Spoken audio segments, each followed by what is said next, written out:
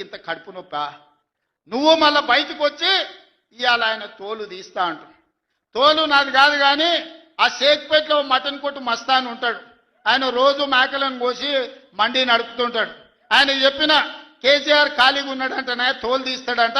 నీ మటన్ కొట్టు మస్తాన్ దగ్గర ఇంత నౌకరీ ఇయ్యండ్రి, ఇంత బోటో కూరనో పోయేటప్పుడు ఈయన బొక్కనో. ఎందుకంటే కోసిన వాళ్ళకు మామూలుగా తోలు తలకాయలు ఇస్తాం కదా మనం ఇంటికాడ దసరా పండుగ అప్పుడు. అవునా?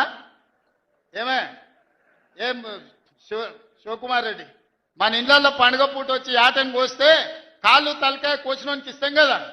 ఇక మటన్ కొట్టు మస్తాన్ కూడా చెప్పిన ఆ కేసీఆర్ ఖాళీగా ఉన్నాడంటేనే 2 ఏళ్ళు ఫామ్ హౌస్లో ఏం చేస్తుండంటే తోలు తీసేది ప్రాక్టీస్ చేసిండంట. తోలు బాగా తీస్తాడంట. నీ మటన్ కొట్టులో ఈ తోలు తీస్తాడు, కాళ్ళు తలకాయలు మాత్రం ఉచితంగా సాయంత్రం పోతే దావతులో బోటిగిన ఏమైనా కొట్టుకొని సాయంత్రం 2 వేసేటప్పుడు తీసుకుంటాడేమో అని. 40 ఏళ్ళ అనుభవం అంటావు, రాష్ట్ర మంత్రి చేసిన అంటావు, కేంద్ర మంత్రి చేసిన అంటావు, 10 ఏళ్ళు ముఖ్యమంత్రిని చేసిన అంటావు, తెలంగాణ రాష్ట్రాన్ని సాధించిన అంటాం.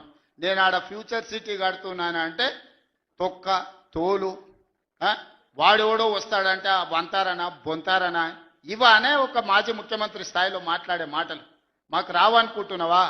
మర్యాద ఉండదని మేము మాట్లాడతలేం. మర్యాద ఉండదని ఇవన్నీ విషయాలు మేము మాట్లాడతలేం. కానీ మాట్లాడ మొదలు పెడితే నువ్వు కాదు కదా నడువుకు రాయి కట్టుకొని ఆడ ఉన్న మల్లన్న సాగర్లో దుంకి చచ్చిపోతావు.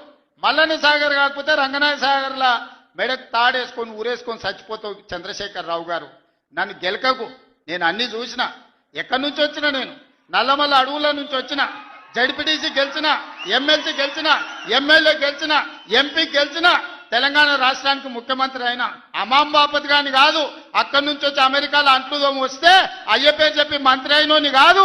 ఊర్లో దుక్కి దున్ని కష్టమంటే తెలిసి రైతుల నుంచి వచ్చినోని రైతు బిడ్డను.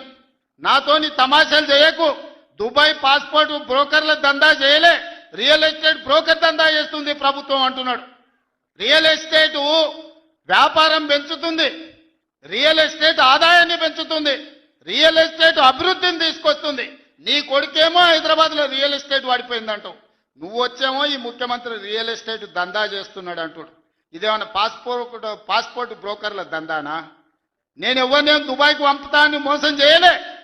భూములు, ప్రభుత్వ భూములు పరిశ్రమలు పెట్టడానికి రైతులు అడిగిన నష్టపరిహారం ఇచ్చి నిన్నగాక మొన్న మక్తల్ నారాయణపేట కొడంగల్ ప్రాజెక్టుకు 12 లక్షలు ఇస్తామన్నాం. మా రైతులందరూ కాదు కూడదన్నారు.